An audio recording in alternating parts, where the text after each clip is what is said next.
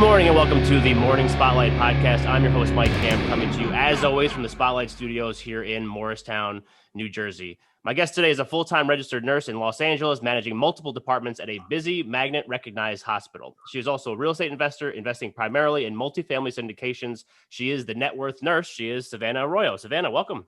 Hi. Yeah, thank you. I'm super stoked to be here. I'm excited to have you on. That's actually the second time that somebody's used the word stoked to describe coming on the Morning Spotlight, which I was actually surprised the first time I've heard it. But now I feel like maybe that's like a word that's coming back. Is stoked back? That's like always been in my vocabulary. Do people say that?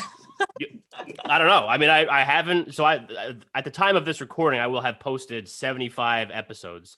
And then I think by the time we get yours out, it might be closer to 80. But this week was the first time anybody had ever said stoked on this show, which I'm all for it. I like the word, so I'm excited. I'm also stoked, I guess. Yeah. Yeah. I love it. Right. So, talk to me about nursing. So backstory about me.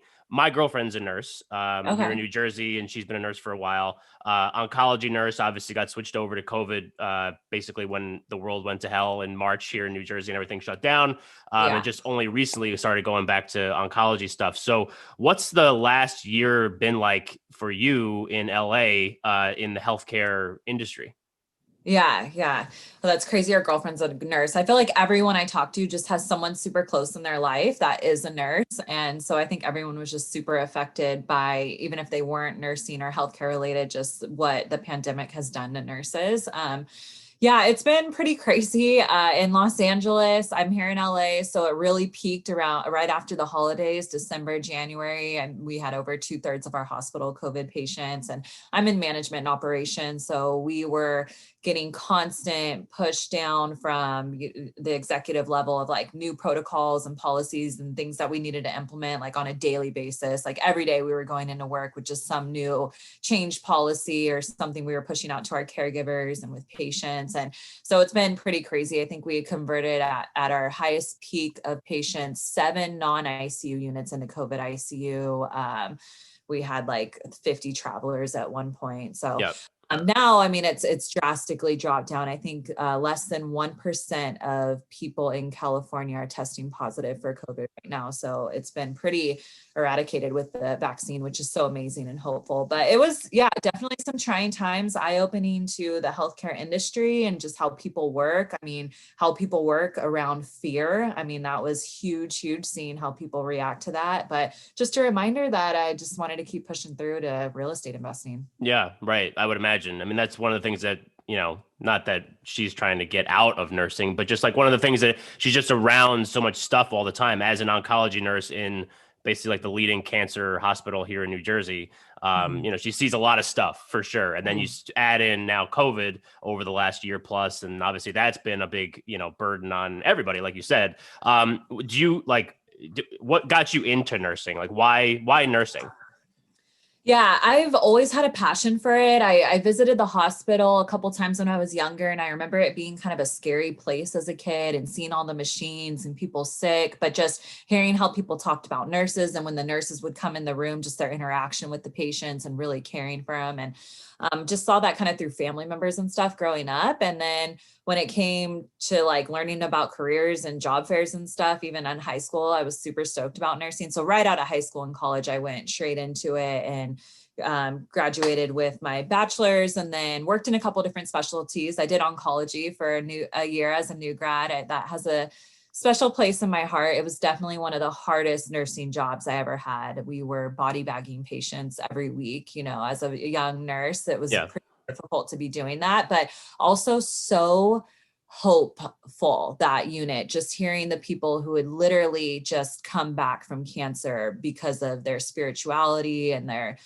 mentality and hopefulness just kind of around the disease. But and then I was naturally drawn towards like leadership positions and process improvement initiatives. Like I'm super fascinated by operations and just kind of ways to improve things. And so I went back to school and got my master's in nursing leadership and administration. So since I've kind of moved into an administrative role, so right now I oversee multiple departments. I help oversee cath lab, specials, PIC team, the GI lab, non-invasive cardiology. So I've worked in a lot of different specialties within nursing, but I love the career so much because there is so much flexibility, variety. I mean, you can work part-time, per diem, weekends, at a hospital, at a school, ambulatory, you could work day shift, night shift, there's a lot of flexibility with the career. So Yeah, no, absolutely. So you mentioned in the first answer when we were talking about the last year and everything about the real estate investing, and that's obviously why you're here, because obviously, like, nursing is awesome. I have a special place in my heart, obviously, for nurses.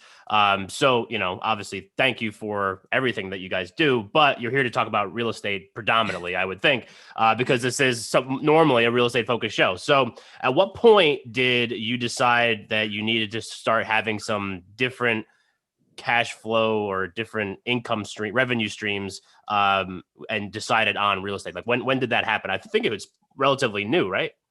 Yeah. So beginning of 2020, I just had my second daughter and was on maternity leave and just thinking about going back to work, upgrading our lifestyle, wanting to buy a bigger house, just having a fixed income stream, wanting to be in a place 5 years from now when our daughters are doing soccer practice and ballet and all that stuff after school. With my husband and I work full time Monday through Friday, 8 to 4:35. So we were just trying to figure out like what that looked like and being able to be super involved in our daughters' lives with our work schedules. And it was like, yeah, we're going to have to offset some of this income some way by either a side hustle or just generating some alternative incomes. And we looked into real estate and just how to invest in that and put your money to work for you to start generating multiple streams of income and passive income, and just kind of learning about those concepts while I was on maternity leave. It was just so amazing. Like, hey, I don't have to work this job till I'm 65. Plus, we were putting all our money and savings, like we were putting 15 to 20% of our paychecks towards our retirement accounts. And it was just so defeating to think that we couldn't touch this money until we were 65. And, with a growing family, it's like, okay, well, what if we needed a bigger car by then, or like needed a bigger house? Like, where were we going to get that money? We can't even tap into this retirement that we're saving for. So it just felt like we needed to look for different strategies, and real estate just provides so much in terms of creating wealth. Right. So you mentioned you were doing research. Like, what were things that you were like? Were they podcasts? Were they books? Was it just Google? What were the stuff that you're using? Oh my gosh, everything. So it started off at YouTube because I was at home, like nursing my baby, taking care of her. So I would throw on YouTube, watch Bigger Pockets, Graham Stephan, just learning about all this real estate stuff, just have it on in the background. I would take my daughter to go on walks at the park and I would just be listening to Bigger Pockets nonstop, all these different real estate podcasts, just learning about different strategies, what people were doing. And that was like the eye-opening part for me, was listening to all these stories on podcasts of like, whoa, there's people from all walks of life, all ages, all industries, all backgrounds that are coming here and making real estate work for them with all different strategies, flipping, Airbnbs, multifamily, land, fixing, all this stuff. Right. So that was the encouraging part of like me hearing all these stories of people doing it and being like, hey, we could do this. And then at that point we bought books. So we were buying Bigger Pockets, like the Burr book, Financial Freedom Through Real Estate Investing, Michael Blanc's book, Crushing It in Apartments by Brian Murray. So really just educating ourselves for a few solid months. And then we immediately started taking action. Right. So what was the first thing that you guys bought, or at least invested in? Yeah, single family homes. So we were originally looking to do the Burr method, which is buying a place pretty much in all cash, something that needs a lot of work that you can push equity in. So you're buying a place, renovating it, putting all this money to push that equity and value in it, renting it out, putting a renter in it so you could start collecting that monthly rent, refinancing it. And this is the key part where you're hoping to pull out all that initial capital that you invested in this property, pull it back out so that you can repeat, which is the last R, and you keep creating this snowball wealth. So for us, we're like, okay, we have a fixed amount of capital. Like, this is the strategy we need to do to kind of create this snowball.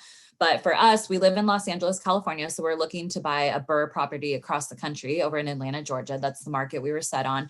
And just when it came down to submitting offers and talking to realtors and doing a full rehab across the country while working full-time jobs with a 3-year-old and a 1-year-old, it was like, oh man, like we don't want this to be stressful. Like we don't want to crash and burn our first real estate investment and be out of the game. Like we wanted to do something that was just more tolerable for us in terms of like risk level. So we ended up doing new build townhomes, like build to rent projects that were pretty much turnkey, got into those, they were cash flowing. And then after that, we were like, all right, how do we do the next deal? Like we were ready to do more. We didn't want to wait around until we got more capital. And so then that's when we switched into multifamily syndications. Right. So what I think is interesting is that I've had a lot of people on the show that have done multifamily syndication, different types of real estate investing.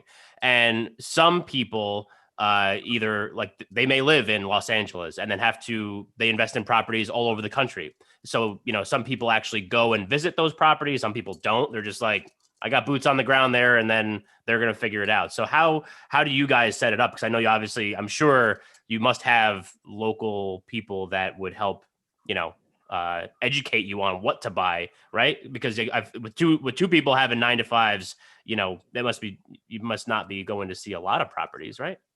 Yeah, definitely. We actually have never been to Atlanta, Georgia still, just because we were investing throughout COVID, and the couple times we were looking to travel out there, it just didn't end up working out. But right. While working, full-time as the nurse, it was hard to get away and leave. So I love that you mentioned that too, because when I first got into real estate investing and I was joining masterminds and talking to people are very opinionated about what their method is for doing things. And when you're new coming in, you can think like, oh, well, this is the right way to do it. Like so-and-so is telling me like, this is the way. So this must be the right way. There's no other way.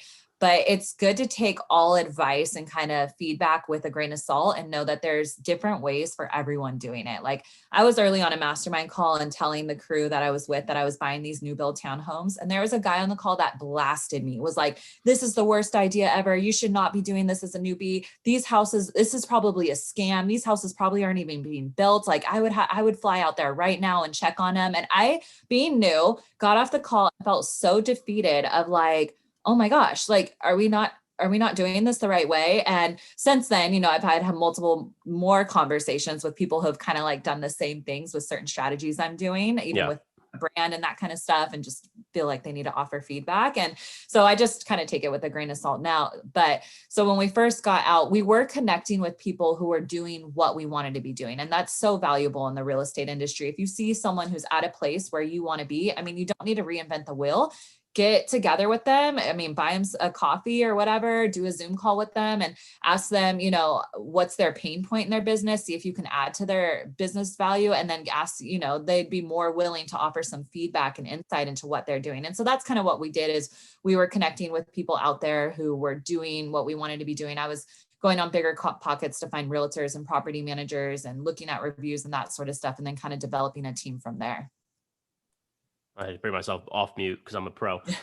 So I think that's so interesting because, you're in LA and you're investing in properties in Atlanta, and, you can meet all these people and develop a team. But to me, it's gotta be hard to like vet them properly, right? Because you're putting a lot of trust in these people because you're putting a lot of money into these properties. So are there like certain criteria that like people need to hit, for you to be like, okay, this person's cool, this person sucks, this person's cool? Yeah. So are you thinking more of my single family homes or the multifamily realm? Let's do the multifamily ones. Okay. Yeah. Cause that's a lot different. So operating these multifamily, the turnkey properties were like fairly, I guess, easy, I would say. So the multifamily, vetting out a team up there. We invest in Oregon for those deals. It is so important to have a good team. I mean, your property manager can make or break you depending on your strategy with the deal. So developing those relationships over regular calls and a set of interview questions. So when we're buying these multifamily deals up in Oregon and looking to hire on a property management team, we have a set of questions that we ask, like, years of experience, units owned, kind of some big challenges they face. We like to hear about like some struggles that they went through just to see kind of how they've overcome them. And that question's so important. If you're like, even for operators, like I love when investors ask me that question because I can tell them about some of the struggles I've had in my properties and they have a better insight as to how I handled them. And that's so crucial when you're investing money with people.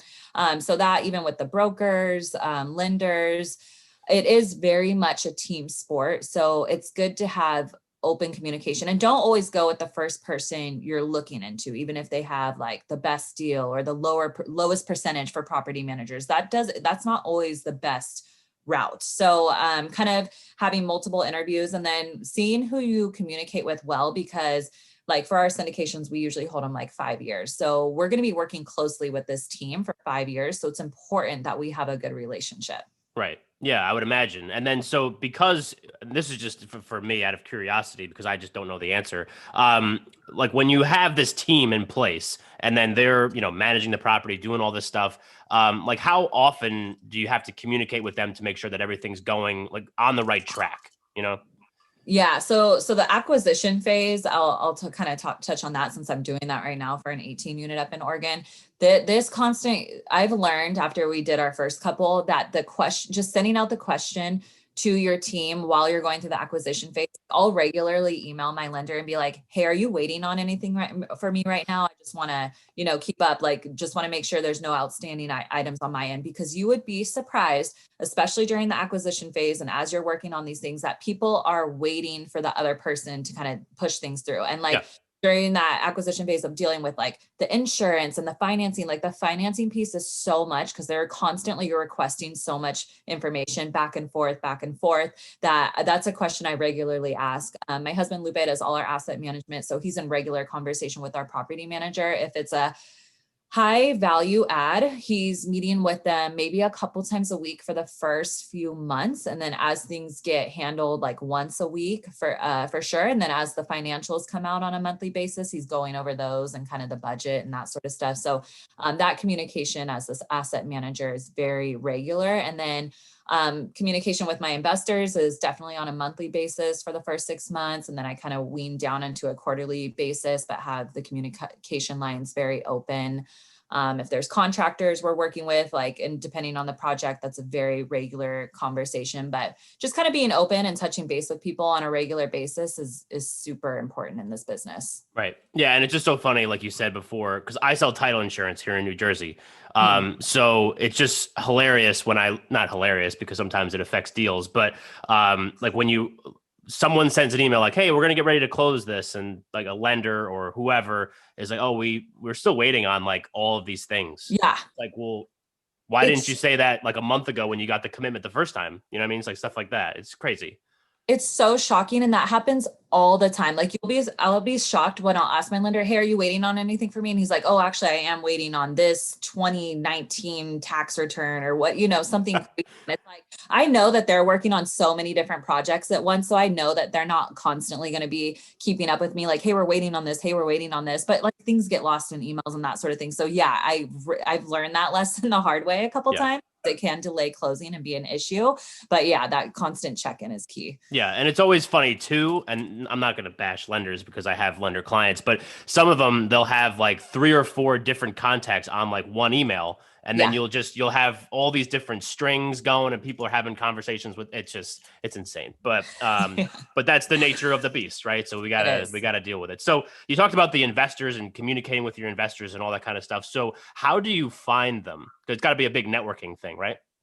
Yeah, definitely. So our first couple of deals we did just with family and friends, and that was they were smaller deals, like a 12 unit we started with and a 24 unit. So our raise on the first one was like 250 and then 675 on the second one. So we generated interest from friends and family who knew that we were getting started in real estate, and they knew that we were getting started because we were constantly talking about it, and not in a like in your face way. I mean, maybe to some people, but like I'm posting on it on social media because it's a big part of my life and I'm super excited about it. So, and people like seeing that. I mean, some people, right? So I'll like constantly post stuff. And then I launched my brand, the Networth Nurse, to kind of get the message out there. And so people have kind of been seeing what we're doing, and we've created interest that way. And people will reach out to me if they hear me on podcasts and stuff. So that's kind of how we're creating relationships with investors. I mean, I do meetups regularly. I'm actually about to start a nursing healthcare professional meetup that I'm super excited about, but even like masterminds, networking with people through social media. I mean, even during this COVID time, I feel like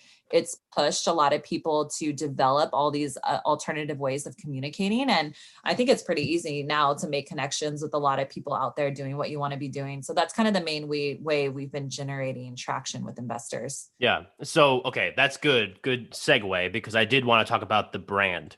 So the Networth Nurse brand, which, as someone that has been trying to build a brand since last year myself, totally get it. It's like not an easy thing to do, but like the more you get yourself immersed in that whole thing. And what I think is really interesting about you and then your career in real estate is that it's basically like a year and a half, but then, like I mentioned before we actually got on here, like I was going through your podcast stuff on your website, thenetworthnurse.com plug. And just like, so to me, I just find it fascinating because I've had people on the show that have been in multifamily syndication for a while, or they've been real estate investors for like years and years, but you seem to kind of take this personal brand and your expertise and basically thrust yourself into the forefront of people that, like they have street cred of being a multifamily investor. But I think that's a big part with the personal brand too. So like the Networth Nurse, people remember that. So talk to me about like how important that was, do you think, in kind of getting you on this trajectory to where you are now? So important. Like it's honestly everything, personal branding.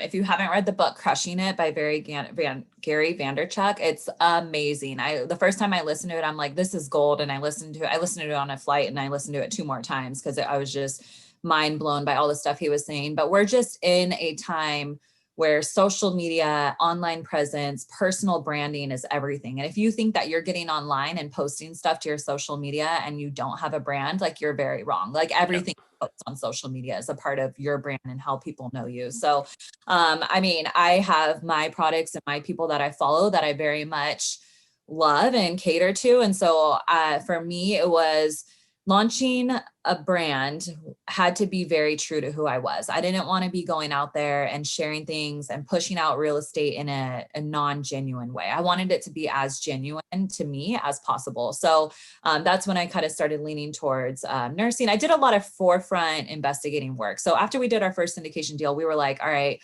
we got to partner with capital raisers. Like, we don't want to create a brand. We don't want to do those sales and marketing. We don't want to be out there like pushing it in people's faces. And it's just not really my husband and I's personality.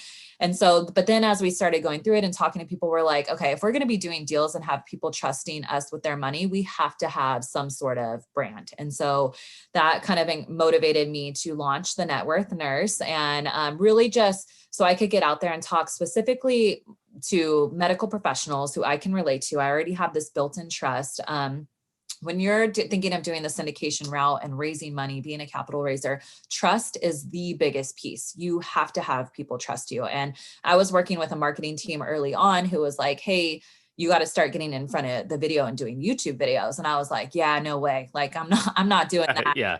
I'll do anything else, and they're like, you got to get in front of a video and like people see you talking and see your personality shine through, and they'll trust you more. And so as I've started doing it, I definitely took a bit to get out of my comfort zone. Even doing these podcasts and kind of meetups and presentations is very much out of my comfort zone, but it's so key to building a brand and a business. And it's actually become really fun in a way because you get to be super creative with it. And then you get to connect with other entrepreneurs, and it becomes a great relationship builder. Right. Yeah. I mean, 100%. Because like for me last year with the morning spotlight and being the coolest guy in title insurance, like all that kind of stuff. I mean, like last year as a title sales rep, I couldn't do all the things that I normally do when I sell. I couldn't take people out for lunch, couldn't go out for drinks, so we couldn't go to events because there were none.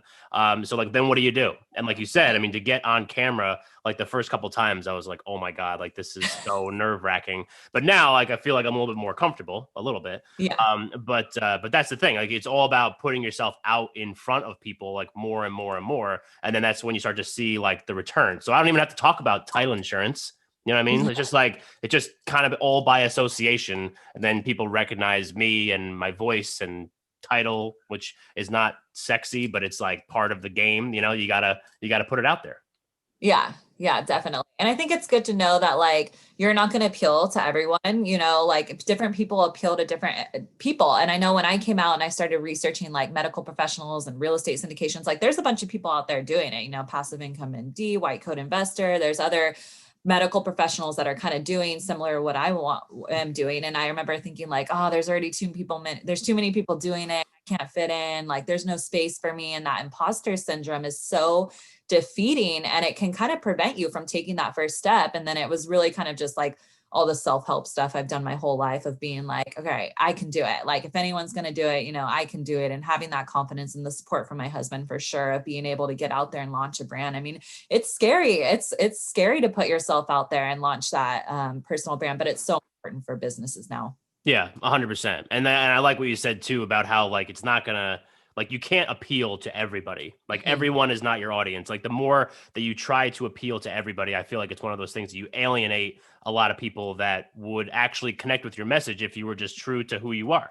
Right. Yeah. So like if you're trying to connect with people in like the medical field for real estate investing or whatever it is, and I'm trying to connect to people that need title insurance or whatever, the more I'm able to kind of lean into who I am and just put it out there and be like, hey, want to work with me? You know, and like that's one of those things where people are, I think, more adept at working with people that they know exactly what they're getting. You know, and like we've talked about this on the show before, like people's BS meters are so finely tuned these days that like they can just you're not authentic and you're not real and you're not being like who you are. People can pick up on it right away. That's one of the things that I definitely think. So I appreciate you saying that as well. So talk to me more too about like building this community around the personal brand, because I think that's one of the things that's the most important, right? Because we can put ourselves out there as much as we want, but like unless there's actually like a following, which is what we're talking about, like it doesn't really do anything.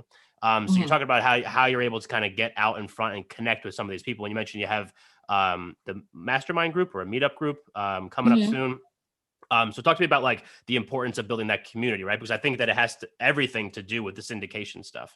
Yeah, it's so huge. And I realized early on, so for me, like when I launched my brand, I'm like, okay, my goal is to do 100 podcasts in a year. And that was really to kind of get my name out there. I wanted to start connecting with people. I wanted to start connecting with like the big dogs in the industry, like yourself, like the hosts of these shows, you know, who are doing things in the real estate world. And so this was kind of my way to connect with people. And so through that, I've had a lot of people reach out to me like, hey, I heard you on a podcast, you know, especially medical professionals, especially women.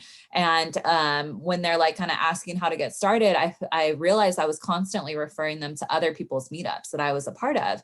And I'm like, oh my, after like the 10th time, I realized like, I need to start my own meetup. Like people are very genuine in like, you know, the community that I potentially surround myself with. Like, I just need to start my own. And so, but the time constraint is huge. I mean, social media and marketing and branding is a full-time job. Like I can easily get sucked into posting stuff on social media, like all night if I wanted to. And I really have to be intentional and kind of turn myself off with that kind of stuff because it can be very overwhelming at first, for sure. And so for me, I decided that I was kind of toying between like a podcast and a meetup, and I leaned more towards the meetup just to kind of create that community, like you're saying. And so connecting with other medical professionals. And I think people just wanting to come to a place where they feel they can relate to other people, can talk about things, learn from each other. Like that's the biggest thing from the communities is being able to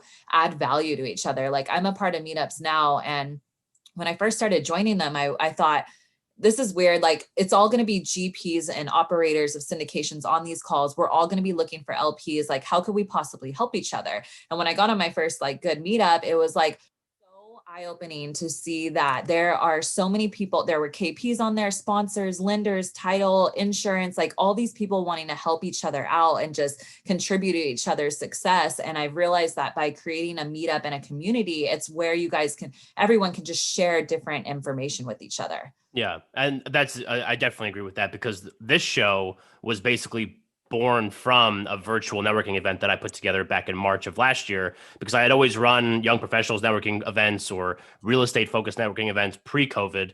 And then obviously during COVID, they all had to go virtual. And then the virtual networking events led to like the little LinkedIn series that I used to do, and then eventually led to this. So it's just like, that's the biggest thing, because those people that were coming to those events are the people that listen to this show the most, just because that's where the community was and always will be, which kind of leads me into my next thing. So you're talking about posting on social media and developing the community. So which platform for you doing what you're doing? I'm always interested to know like what people's platforms are. Like which one is the one that is probably the biggest driver for your business, your brand, and all that kind of stuff? So for me personally, I think it kind of comes back down to like what I was saying about being just genuine to yourself and what you already use. I mean, Instagram was something I used out of Facebook and Facebook, LinkedIn, and YouTube. Out of all those, I've always been on Instagram. I post pictures of my kids all the time and do kind of stuff like that. And so for me, when it came to moving into social media for my business for the Networth Nurse, Instagram, I just naturally kind of defaulted to that.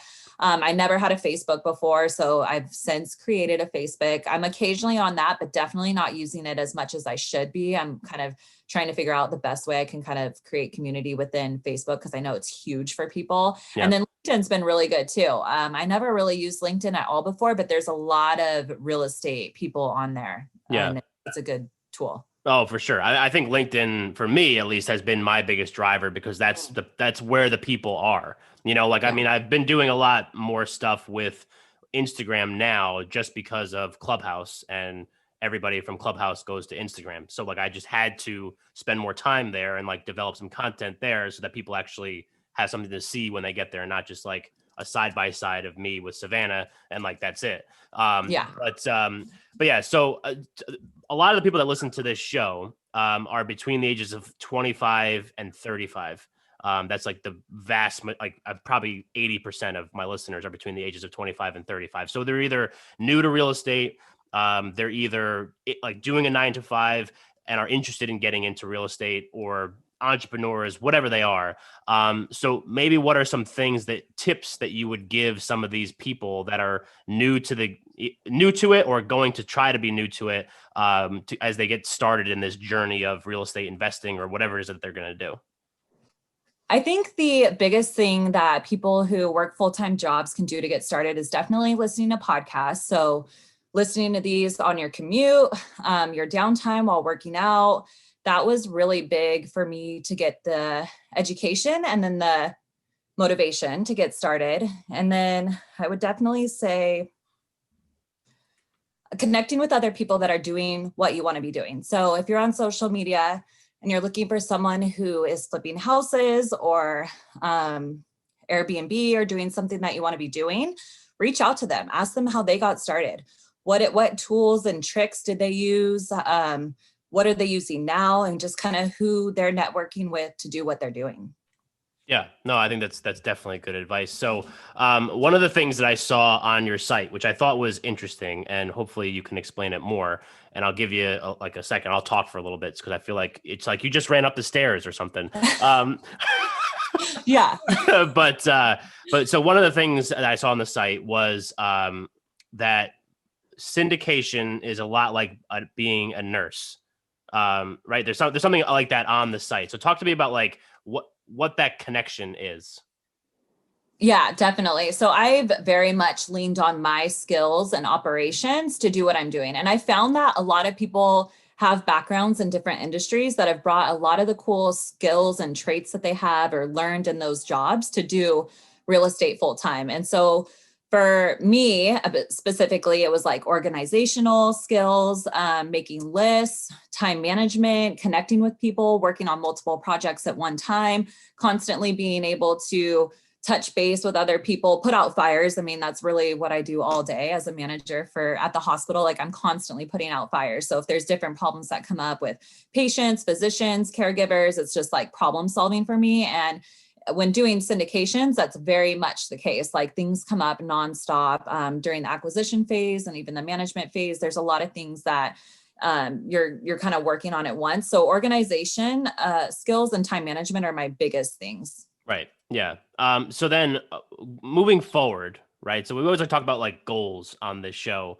So moving forward with the real estate investing, what are some things that you're hoping to accomplish? I mean, we could even just take the next year. Because again, like what you said before, I mean, I didn't know until I started doing my research that you are still relatively new to the industry as a whole. But like, what are some things that you're hoping to accomplish in the next year or so? Yeah, definitely.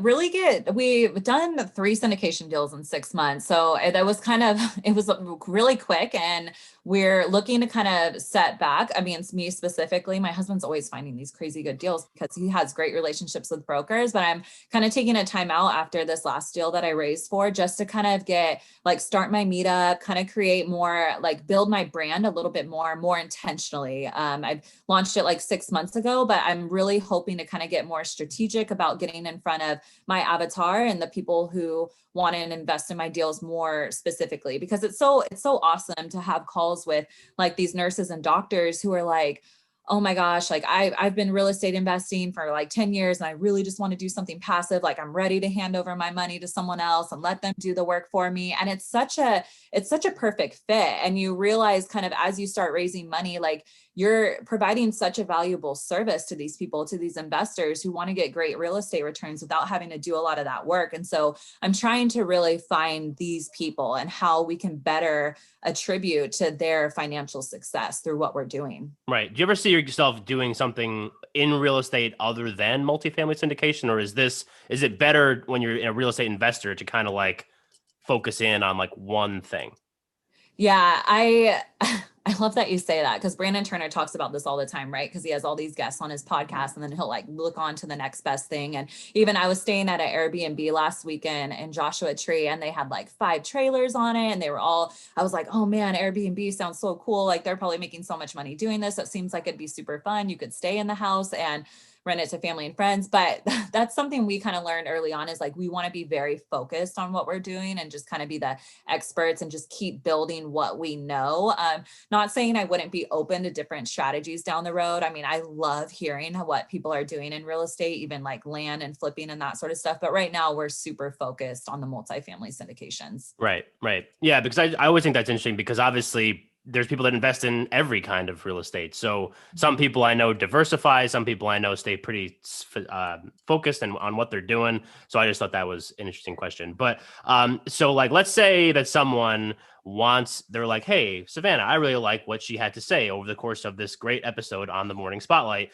So like, what are some ways that like they can get involved with all the stuff that you guys have going on? Yeah, definitely. I mean, just reaching out. My social media handles Networth, the Networth Nurse on all social media handles. So Facebook, Instagram, LinkedIn, and YouTube. I'm very active on all those.